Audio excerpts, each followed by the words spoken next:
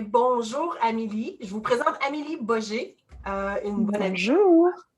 Merci d'être avec nous aujourd'hui, Amélie. C'est vraiment un honneur de t'avoir avec moi, que tu acceptes de venir célébrer le lancement du nouveau canal de Enlightened World Network français. Il va être bilingue, mais mon but est de justement offrir une plateforme aux travailleurs de lumière, aux gens qui ont le goût de partager leur message pour inspirer les autres au niveau de la transformation, au niveau de la spiritualité, de parcours de vie, de juste être là pour, juste comme je disais, inspirer les autres à peut-être rêver un petit peu plus ou oser essayer, être curieux.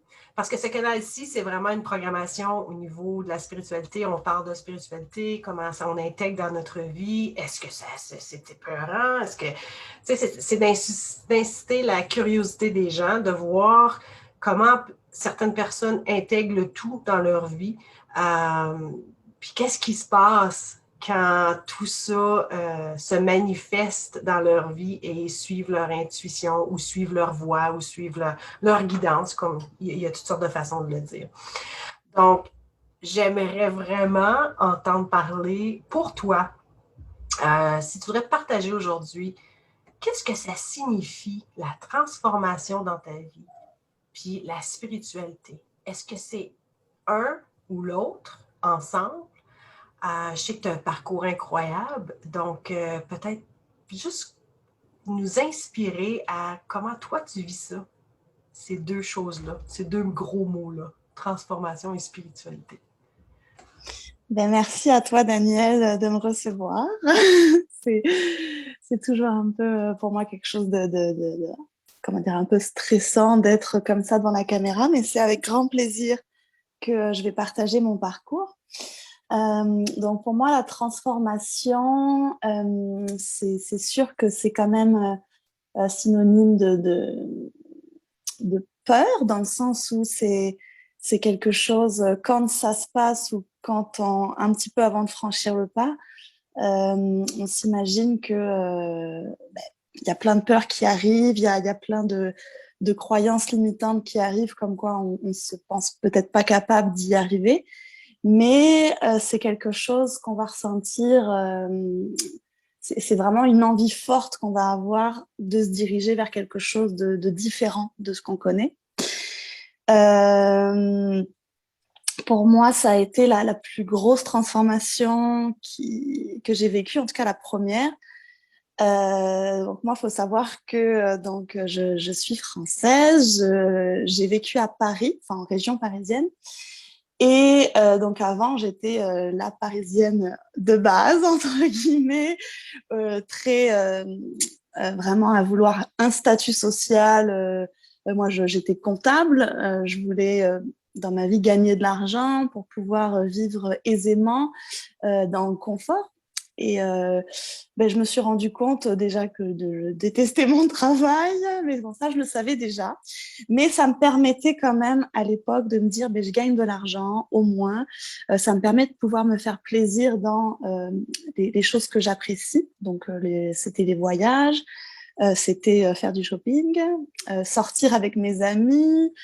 Et au final, en ayant vécu 1 an à Londres, j'ai beaucoup sorti, j'ai beaucoup fait la fête, c'était super. J'ai réalisé un de mes rêves qui était d'approcher donc le bilinguisme, parce que moi je rêvais de parler plusieurs langues. Et quand je suis revenue, je me suis décidée avec une amie d'aller vivre dans le sud de la France, donc quitter Paris parce que tout est beaucoup trop cher là-bas. Et j'ai eu tout plein de transformations de mes croyances. Je me suis rendu compte à quel point que je détestais mon travail pour vrai et que c'est pas juste le fait de gagner de l'argent qui allait me rendre heureuse. J'avais besoin vraiment de sens à ma vie. C'était pour moi devenu primordial et je voyais comme plein de signes autour de moi, plein de phrases qui m'ont marquée, comme ce qui m'a vraiment marquée, c'est un documentaire de Yann Arthus Bertrand qui s'appelle Human. Dedans, il y a l'ancien président de l'Uruguay, Pepe Mujica, qui parlait de la valeur du temps et de l'argent, dans le sens où on vend du temps de notre vie contre de l'argent. Mais qu'est-ce qu'on fait de cet argent? Je veux dire, moi, je me suis rendu compte que je le gaspillais. Et on n'a pas 36 000 vies. Le temps, c'est précieux. Donc, au final, oui, je me faisais plaisir avec mon argent, mais c'est des plaisirs éphémères. Donc, ça m'a vraiment marqué fort dans je veux vraiment mettre du sens dans ma vie. Je veux vraiment qu'est-ce que je veux, qui je suis, toutes plein de questions comme ça que je me suis posées. Et donc, je me suis vraiment intéressée à la spiritualité, même si au début, ça a commencé pour moi par la philosophie, dans le sens où j'étais quand même beaucoup plus cartésienne qu'aujourd'hui. Donc, spiritualité, oui, c'est cool, mais la religion, pour moi, c'était oh my God, m'en parlez pas. Donc, ouais, je me suis vraiment intéressée à la philosophie, à la recherche du bonheur, etc. Et donc, j'ai lu pas mal de livres qui m'ont, pareil, vraiment fait prendre conscience que dans ce monde, dans ce système, on nous offre des voies, des façons de vivre qui, moi, me correspondaient pas du tout. J'ai pas du tout envie d'être enchaînée comme ça, du lundi au vendredi, de travailler de 9h à 17h. C'est hors de question. Donc, j'ai vraiment voulu rechercher cette liberté. Et donc, je me suis lancée. Moi, j'ai toujours voulu voyager, mais je me suis toujours imaginée, même plus jeune, comme une aventurière. Je voyais beaucoup mon papa qui parlait de son service militaire à Tahiti. Ça me faisait rêver. Et donc, je me suis lancée en septembre 2016 avec des amis, certes, mais comme quoi les rêves qu'on a plus jeunes ou les rêves qu'on peut avoir au fur et à mesure, ça fait peur de le faire, mais le plus dur, c'est le premier pas. C'est vraiment... moi, le premier pas, ça a été... Pendant plusieurs mois, je savais que je voulais partir en voyage, un billet aller, pas de billet de retour. Je voulais partir visiter l'Amérique jusqu'à la pointe sud de l'Argentine, Tierra del Fuego. Finalement, c'est ça, le plus dur, ça a été de prendre mon billet pour la Californie. Et j'y suis encore. Enfin, pas en Californie, mais en tout cas en Amérique du Nord. Je suis rentrée seulement il y a 2 ans pour pouvoir passer mon permis de conduire.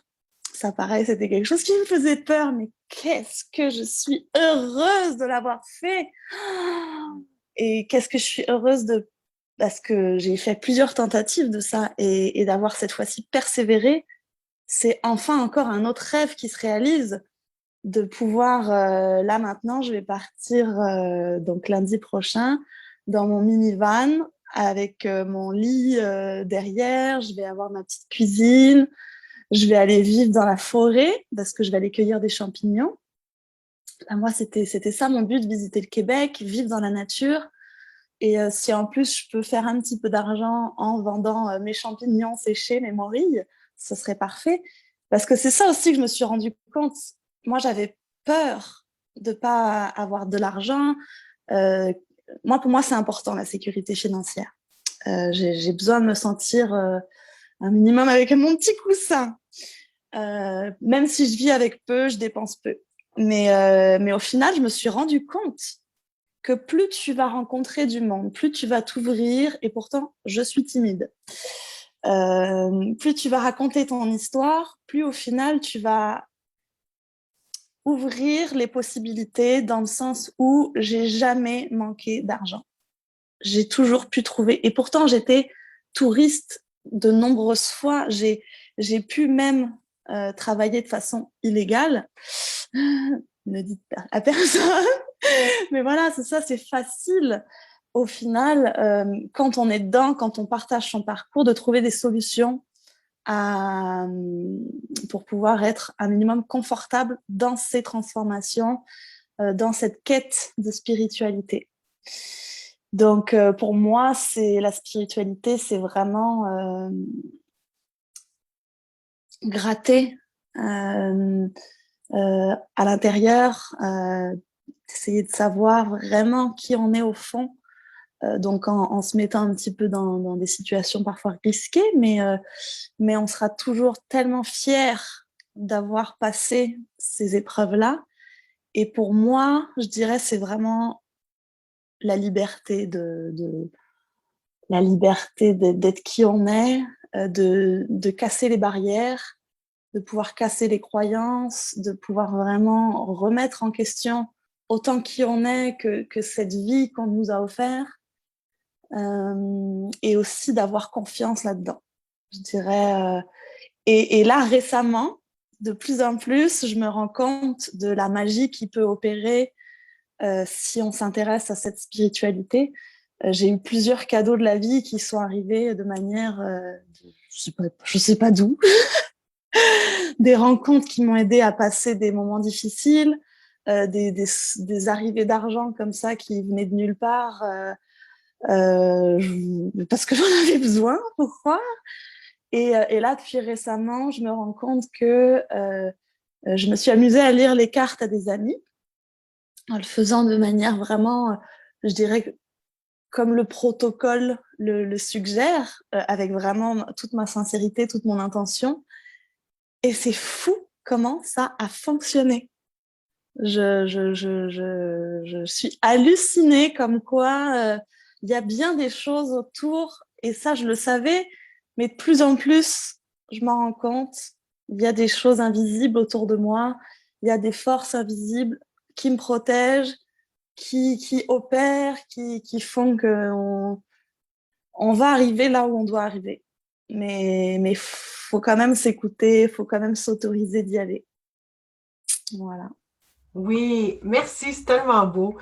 Merci de Merci. partager ton parcours en raccourci parce que ça fait depuis 2016 là, que tu es Mhm. parti de chez toi, puis que tu vis ton rêve. Est-ce que tu Mhm. dirais que ton rêve est le même que quand tu es parti ou il se développe encore? Tu sais, y a-tu une évolution? Y a-tu quelque chose de différent que tu n'aurais jamais pensé? Bah, c'est sûr il y a quand même encore la racine de mon rêve qui est là. Moi, mon rêve, c'est vraiment de pouvoir m'acheter un petit bout de terre. Mais quand je dis m'acheter, c'est tout ça. Mon rêve, il est quand même très large, dans le sens où c'est vraiment de plus en plus, donc ça, c'est la base, vouloir avoir un terrain, un pied-à-terre, pour vivre en autonomie, pouvoir faire pousser mes légumes, respecter la nature. Moi, si je peux construire ma maison avec de la récupération, si je peux la construire, pourquoi pas en terre. Enfin, il y a plein de solutions possibles. Je suis très ouverte à tout ça. Mais par contre, je vais de plus en plus vers le collectif. Hmm. Ça, c'est vrai que, par exemple, là où on s'est rencontrés, Daniel, euh, dans un cercle d'abondance où il y avait que des femmes. Euh, donc, je me suis rendu compte à quel point d'être entourée, à quel point de pouvoir faire les choses ensemble, en s'écoutant, en s'aidant, euh, ça décuple toutes les possibilités, quoi. C'est merveilleux. Donc, de plus en plus, mon rêve maintenant, il va aller vers, voilà, moi, peu importe où je vais vivre, ce sera sûrement en Europe, je pense. Mais c'est vrai que je vais pas aller dans un terrain pour m'isoler. Ça, c'est hors de question.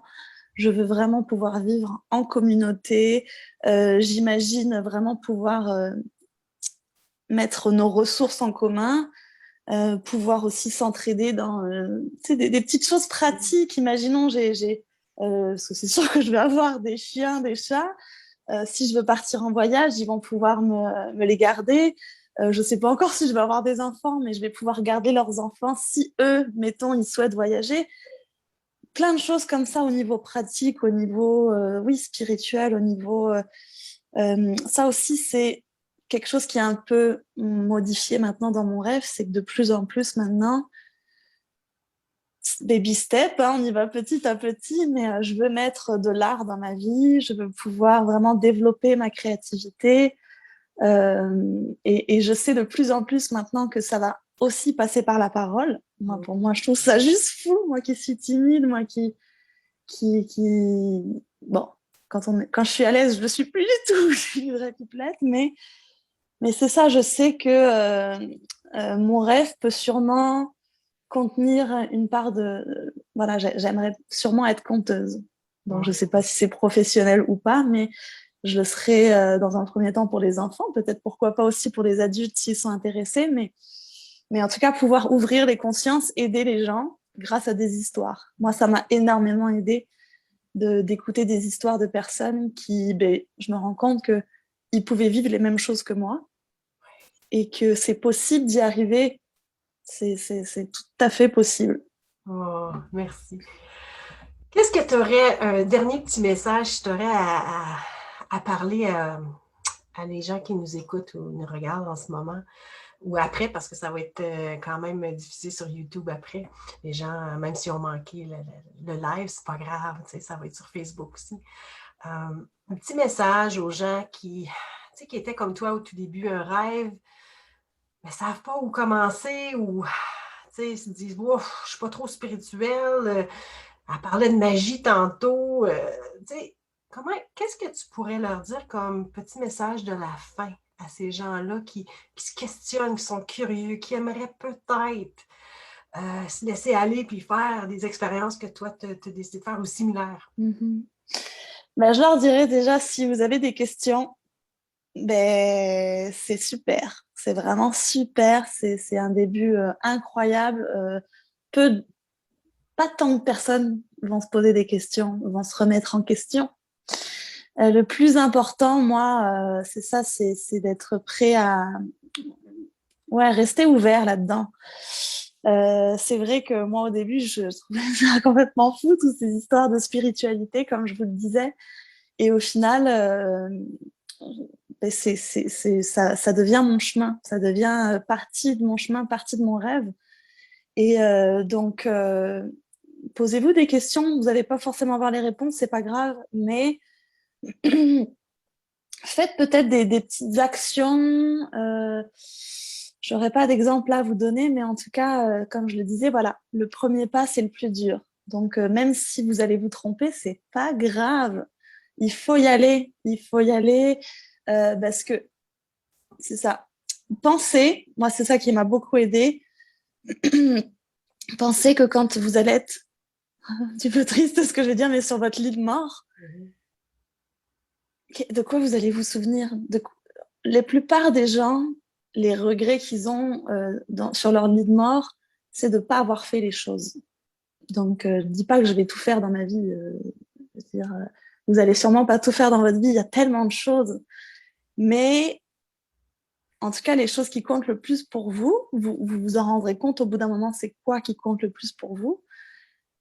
Et bien, si vous le faites au moins un petit peu, vous serez très fiers de vous. Et n'ayez pas peur, même si c'est normal d'avoir peur, il faut y aller. Pensez à ça. Oui, merci. Puis merci c'est tellement. T'es comme une âme, une sagesse. Moi, à chaque fois que je t'écoute parler, puis tu vas être une excellente raconteuse. Parce que tu vois que tu es très naturel, très authentique. Ton message est du cœur et le tien et pas celle des autres. Tu parles d'histoire, tu as une super histoire. Les gens qui sont curieux et qui aimeraient peut-être voir où est-ce qu'elle est rendue, Amélie, est-ce que tu as quelque chose qui. Je sais que tu as une page Facebook, mais ce n'est pas nécessairement une entreprise, c'est ta page privée. Mais disons que les gens aimeraient jaser avec toi. Comment tu as fait ça? Où tu es allé? Comment tu t'es fait? Tu sais, tu parlais de. Tu as eu un soutien, tu as eu des gens. Comment, tu sais, je sais pas, il peut y avoir quelqu'un à un moment donné qui connecte, parce qu'on est tous connectés dans la grande magie de l'univers, dans le plus grand que nous. Puis c'est pas pour rien que tu es ici à donner ton message aujourd'hui. Donc, comment ils peuvent te suivre, ton voyage, ton parcours? Est-ce qu'il y a une façon? Ou à suivre?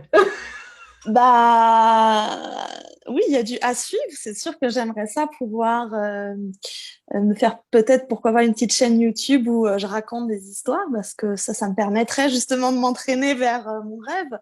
Mais en tout cas, pour le moment, c'est avec plaisir si vous souhaitez aller me voir sur Instagram.